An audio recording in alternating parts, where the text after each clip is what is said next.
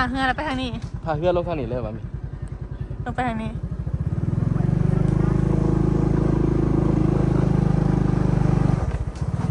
นี่รถใหญ่เขาเป็นจักร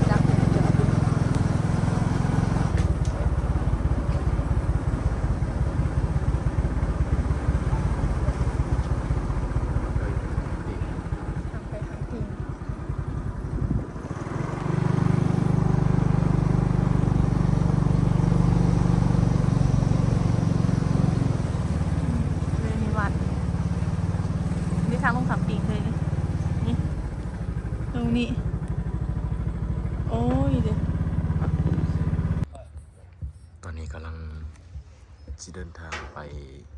ทำติงนะบรรยากาศวิวน้ำของกำลังขึ้นทำติงอยู่ภาคนะขายบัตรขึ้นเรือไปทำติงบัตร125,000 กีบเนาะใครเมนเรือหน่อยสำนี้นะก็มีนักท่องเที่ยวอีกคนหนึ่งขึ้นมานะPaxe? You know Paxe? Paxe, yeah, Paxe. It's beautiful. ตอนนี้กำลังออกเรือแล้ว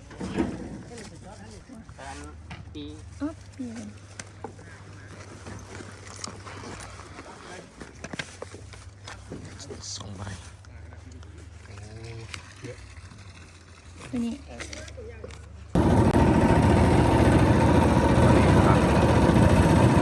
ไปทำติงแล้ว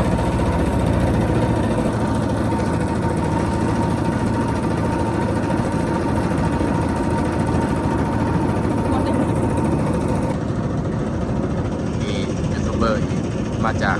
เจแปนมาวิวน้ำพองไปทำติงจำลายเอง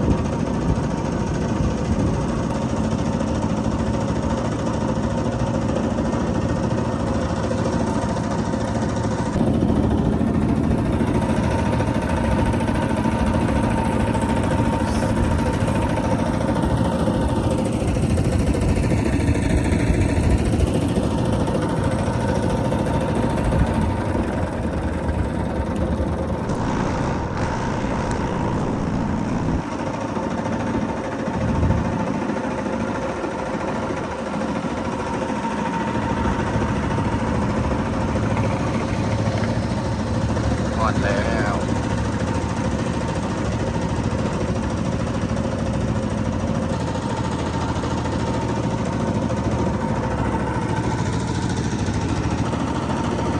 อาสันมากเลย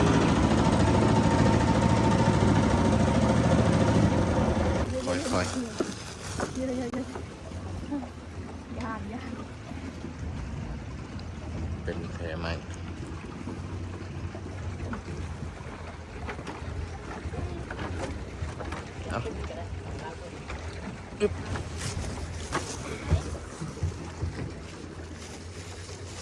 โอเค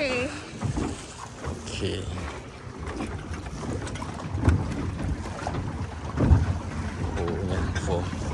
ขออย่างเด้อ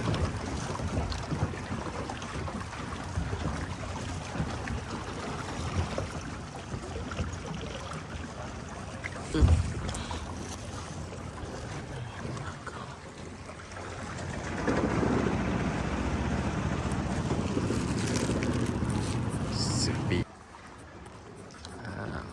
ลูกหลานมาฮอดมาถึงแล้วทับติง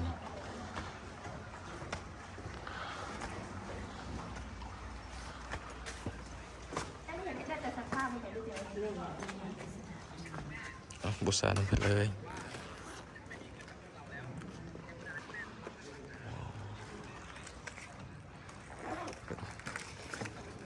ก็มีให้บุษาคันบุเปงทูบแล้วก็ดอกไม้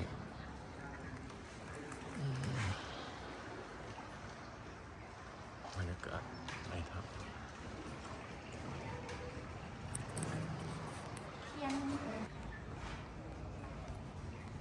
อันนี้เล็กเอามันแบบเหมือนอะไรเล็กกระได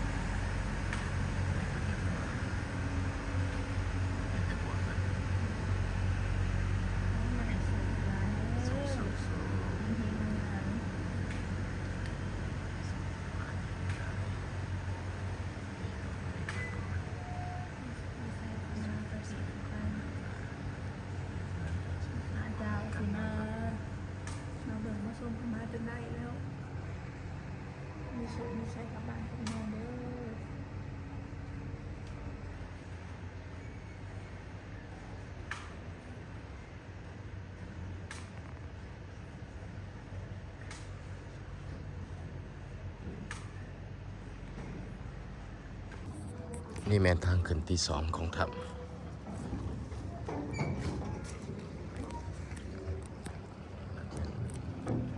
ทางขึ้นที่หนึ่งนี่เป็นทางขึ้นที่สอง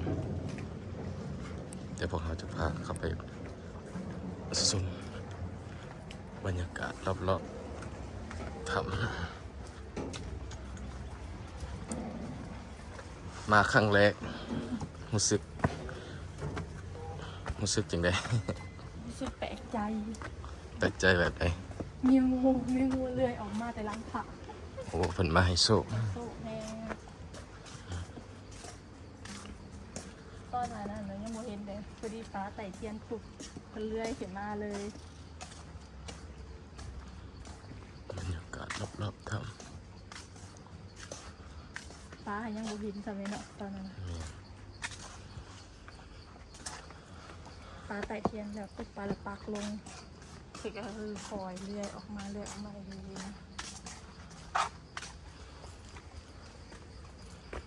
ตอนบ้านเด็กปลาก็ยังโมเห็นเด้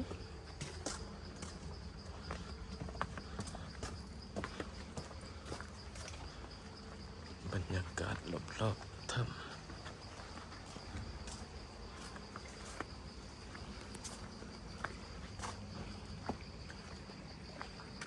ก็ขึ้นไปเดินก็ได้ไป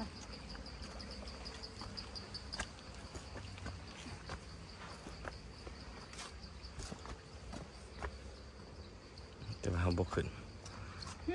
เบิ่งสำนี้นะ เรือขึ้นไปได้ปะ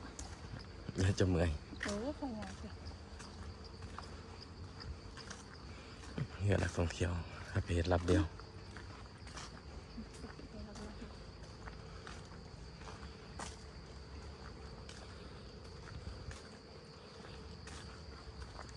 เดี๋ยวหอดเลยดูมึงดิหอดเลย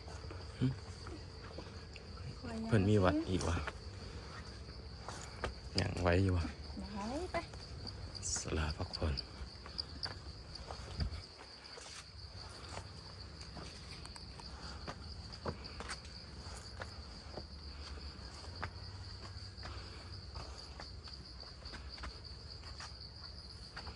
ก็บ่มีหยัง เนาะ มันบ่ขึ้นไปก็อย่า มันมีอย่าง ต่างประเทศนะอยู่ลมนั้น เรือต้องสีหนังทาตายป้ายังไปถึง บ่ได้ต่างประเทศแล้วกัน แล้วก็ซื้อน้ำอยู่ลมโอ้มีหันขาวัดถามเรากัน บอกเราสื่อตอนมาไปดิ ไปเงินพวกเฮาย่างกลับคืน